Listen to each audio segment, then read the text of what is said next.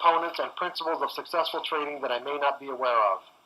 As my awareness grows of what it means to be a great trader, I will not take for granted or assume that these new awarenesses have integrated into my mental system in a way where they are completely functional or not in conflict with anything else I've already learned. Therefore, the words I'm about to speak to myself, I willingly and wholeheartedly give the power to enhance and change the structure and content of my mind. I accept these enhancements and changes enthusiastically and lovingly let go of any reservations or resistance. I empower these words to become my internal and external reality. My methodology identifies patterns in market behavior and gives me signals to do something. It is normal for my mind to think these signals are telling me what's going to happen next. But to be a consistently successful trader, I realize that I have to train my mind to think in ways that don't feel normal until these new ways of thinking become a functional part of my mental environment.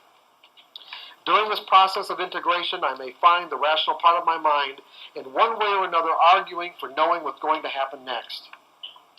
I resolve that when I find myself in the process of either thinking, assuming, or believing that I know, I will gently refocus my thoughts on my new understandings about the nature of the market and trading.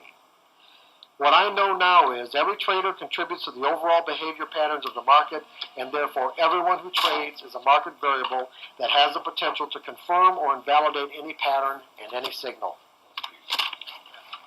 What's that? That's huge. Believing this makes it easy for me to think my signal as simply an edge where there's a higher probability of one thing happening over another. Do you guys need me to stop? No, but if you could raise your mic up a little bit, you're hitting the paper's hitting it. Oh, I'm sorry. That's okay. Yeah, paper's hitting it. Thanks. Okay. As a result, I no longer place any particular significance on each edge that presents itself. Each day it becomes easier and easier for me to put less significance on each edge, because I now believe at the very core of my being that I don't need to know what's going to happen next to make consistent money. I just need to keep my mind focused on the probabilities. Therefore, I am always asking myself, what's probable, what's possible, how probable is it, and how much is it going to cost me to find out? Meaning, what does the market have to look like, sound like, or feel like to tell me this trade isn't working in the time frame I trade in?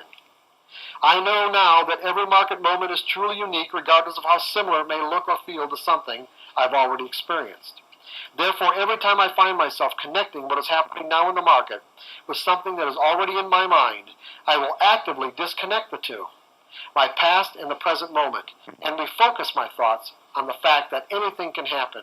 All I need to know is A, is the market conforming to my definition of an edge? B, what is the risk of finding out if the trade is going to work? And C, can I accept the risk? If the answer to questions A and C is yes, and if I have a plan for taking profits, then I resolve to enter the trade without reservation or hesitation. I know now that I am not responsible for what the market does or doesn't do, nor am I responsible for predicting what the market will or won't do.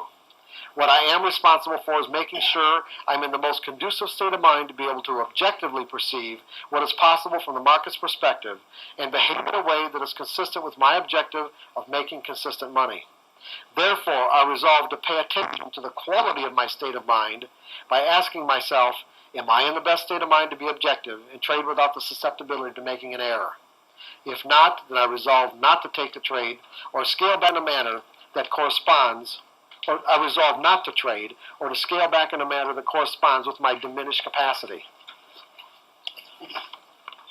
Each day I'm getting better and better at making these assessments about myself because I know that mistakes exist in my life to point the way to success. I was not born with a definition of what it means to make a mistake. Children do not have a concept of what it means to make a mistake until they're taught. These concepts are learned, and more often than not, they're learned in painful ways. It is natural to avoid pain, and therefore natural for me to avoid taking responsibility for anything I've learned to define as a mistake. However, there's a problem here. Mistakes point the way to success, fulfillment, and satisfaction. Contained within each misstep is the insight I need to find my way to that success, fulfillment, and satisfaction.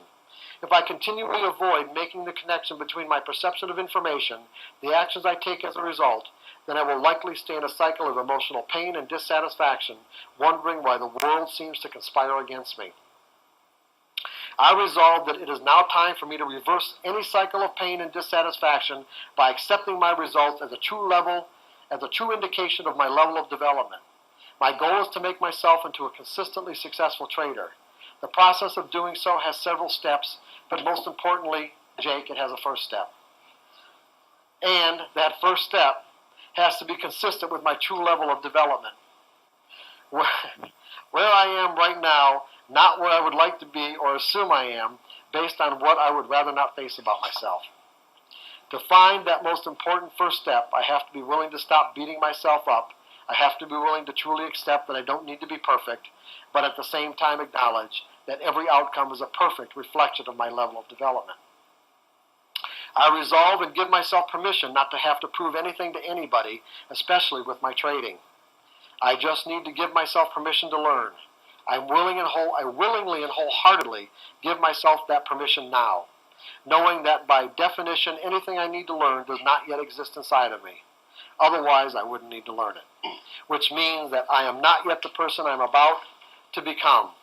The consistently successful trader I can imagine myself to be is a future projection of myself. I will grow into that future projection step by step, accepting my results along the way, not as mistakes, but simply indicating what I need to learn to get to where I want to be. And with that, guys, we're done.